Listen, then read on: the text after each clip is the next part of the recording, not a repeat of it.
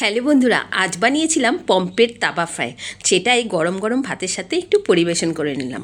তো চলো ভিডিওটা শুরু করা যাক। এখানে 3টে মাছ ভালো করে ধুয়ে নিয়েছিলাম প্রথমেই। এবার একটা ছুরি দিয়ে মাছ বরাবর একটু কাট লাগিয়ে নিলাম, যাতে মশলাগুলো মাছের গায়ে ভালোভাবে ঢুকে যায়। এখানে আদা রসুন কাঁচা লঙ্কার পেস্ট প্রথমেই দিয়ে দিলাম স্বাদ মতো নুন, হলুদের গুঁড়ো, জিরের গুঁড়ো, লঙ্কার গুঁড়ো, সমস্ত মশলা দিয়ে ওপর থেকে একটু কাঁচা সর্ষের তেল ছড়িয়ে দিলাম। এবার হাতের সাহায্যে মাছগুলোতে ভালো করে মেখে নিলাম, যাতে মাছের গায়ে মশলা ঢুকে যায়।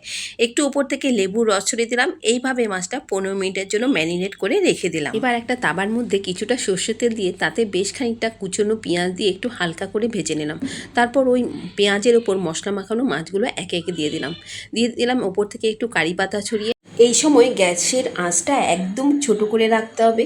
বড় করে দিলে মাছটা ওপর থেকে পুড়ে যাবে আর ভেতর থেকে কাঁচা থাকবে। এই তেলের মধ্যে পুটপুট করে মাছটা সেদ্ধ হলে ভেতর থেকে খুব সফট হয়ে যাবে। আর মাছটা তেলের মধ্যে যতই সেদ্ধ হবে ততই কিন্তু টেস্ট হবে।